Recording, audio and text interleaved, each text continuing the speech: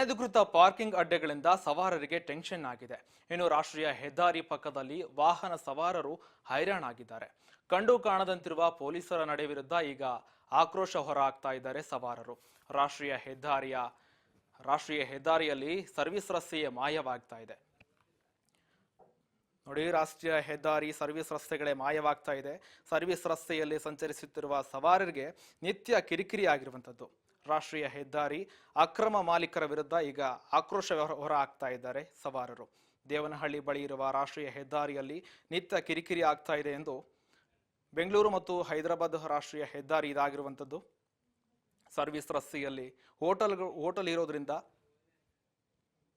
ಇದರಿಂದ ಸರ್ವಿಸ್ ರಸ್ತೆಯಲ್ಲಿ ಹೋಟೆಲ್ ಮಾಲೀಕರು ಇರೋದ್ರಿಂದ ನಿತ್ಯವೂ ಇಲ್ಲಿ ಪಾರ್ಕಿಂಗ್ ಮಾಡ್ತಾ ಇರೋ ಜನರ ವಿರುದ್ಧ ಈಗ ಆಕ್ರೋಶ ಹೊರ ಹಾಕ್ತಾ ಇದ್ದಾರೆ.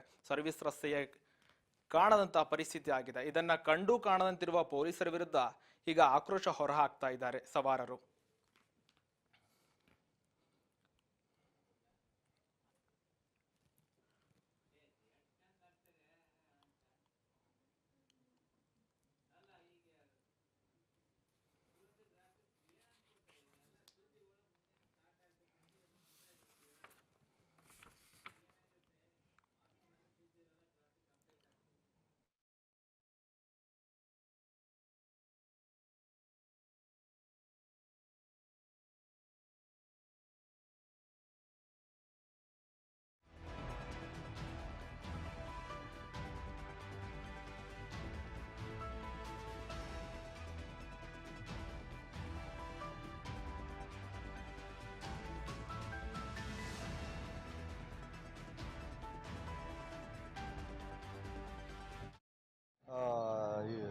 ಶ್ರೀಶೈಲಂ ಆಗಿರ್ಬೋದು, ನಂದಗೋಕಲ್ ಆಗಿರ್ಬೋದು, ಅಪೂರ್ವ ಆಗಿರ್ಬೋದು, ಅಲ್ಲಿಂದ ಇಲ್ಲಿ ಶ್ರೀನಿಧಿ ಆಗಿರ್ಬೋದು, ಅಯೋಧ್ಯೆ ಬೆಲ್ಲ ಆಗಿರ್ಬೋದು, ಎಲ್ಲ ವೆಹಿಕಲ್ಗಳು ಅಲ್ಲಿ ಏನೋ ಸರ್ವಿಸ್ ರಸ್ತೆನೇ ಇಲ್ದಿದ್ದಂಗೆ ಮುಚ್ಚಾಕಿ ಗಾಡಿ ಬರೋಕೆ ಆಗಲ್ಲ. ರೈತರು ಪಾಡ್ತಾರೆ, ಏನನ್ನ ಬಂದು ಸೈಕಲ್ಲು ಇಲ್ಲಾಂದ್ರೆ ಏನನ್ನ ಒಂದು ಮೇವೆ ಆಗಲಿ ಇಲ್ಲಾಂದ್ರೆ ದನಗಳ ಯಾವುದೇ ರೀತಿ ಏನನ್ನ ತಗೊಂಬರ್ಬೇಕಾದ್ರೂ ಅಲ್ಲಿ ಸರ್ವಿಸ್ ರಸ್ತೆಯಲ್ಲಿ ಗಾಡಿಗಳೇ ಬಿಡಲ್ಲ. ಯಾಕಂದ್ರೆ ಒಂದು ವೆಹಿಕಲ್ ಬರ್ಬೇಕಾದ್ರೆ ಲೋಕಲಿಂದ ಅಲ್ಲಿ ಈ ಹೋಟ್ಲ್ಗಳಲ್ಲಿ ಎಲ್ಲ ವೆಹಿಕಲ್ಗಳು ಅಲ್ಲಿ ರೋಡಲ್ಲೇ ನಿಂತಿರ್ತವೆ.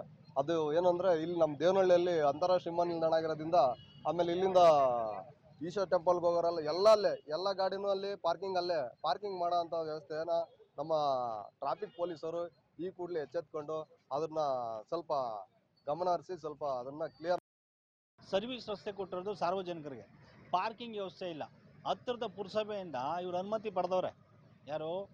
ಈ ಹೋಟ್ಲವರು ಐಷಾರಾಮಿ ಹೋಟ್ಲು ಪರ್ಮಿಷನ್ ತಗೊಂಡಿನ 6 ನಿಯಮಗಳನ್ನ ಉಲ್ಲಂಘನೆ ಮಾಡಿ ಸಾರ್ವಜನಿಕರಿಗೆ ಭಾಳಷ್ಟು ತೊಂದರೆ ಆಗ್ತಾ ಇದೆ. ಯಾವುದಾದ್ರೂ ಒಂದು ಸಾರ್ವಜನಿಕ ರಸ್ತೆಯಲ್ಲಿ ಅಪಘಾತ ಈಡಾದರೆ ಸರ್ವಿಸ್ ಆಂಬ್ಯುಲೆನ್ಸ್ ಬರಬೇಕಂದ್ರೆ ಕನಿಷ್ಠ ಪಕ್ಷ ಒಂದು 20 ನಿಮಿಷ ಅವಕಾಶ ಬೇಕಾದ. ಆಸ್ಪತ್ರೆಗೆ ತೆರಳೋ ಬದಲು ಅಲ್ಲೇ ಮರಣವಂತ. ಅನೇಕ ಬಾರಿ ನೋಡಿದ್ದೀನಿ, ಆಂಬ್ಯುಲೆನ್ಸ್ನ ಅಡ್ಗಟ್ಟಿದ್ದಾರೆ ಸರ್ವಿಸ್ ರಸ್ತೆಯಲ್ಲಿ. ಯಾಕಂದರೆ ಹೋಟ್ಲಿಗೆ ಹೋಗುವಂಥ ಎಲ್ಲ ಸಾರ್ವಜನಿಕರು ತುಂಬಿ ಪಾರ್ಕಿಂಗ್ ಸ್ಥಳ ತುಂಬಿ ರಸ್ತೆಯಲ್ಲಿ ಆಗ್ತಾವ್ರೆ.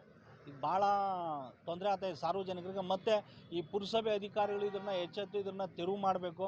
ಇನ್ನೊಂದು, ಟ್ರಾಫಿಕ್ ಪೊಲೀಸ್ನವರು ಈ ವಿಚಾರವಾಗಿ ಯಾವುದೇ ಒಂದು ರೀತಿ ಯಾವುದೇ ಒಂದು ಸಾರ್ವಜನಿಕರ ಹಿತದೃಷ್ಟಿಯಿಂದ ಯಾವುದೋ ಒಂದು ಅನುಕೂಲ ಮಾಡ್ತಾ ಇಲ್ಲ. ಎರಡನೇದಾಗಿ ಬಂದು ಈ ಬಡಬಗ್ರನ್ನ ಹಿಡಿದು ಇವರು ಟ್ಯಾಕ್ಸಿಗಳ ಕಟ್ಟಿಸ್ಕೊಂತವ್ರೆ, ಪೆನಾಲ್ಟಿ ಆಗ್ತಾವ್ರೆ ಟ್ರಾಫಿಕ್ ಅವರು. ಈ ಹಿತದೃಷ್ಟಿಯಿಂದ ಸಾರ್ವಜನಿಕರಿಗೆ ಮತ್ತು ಟೌನ್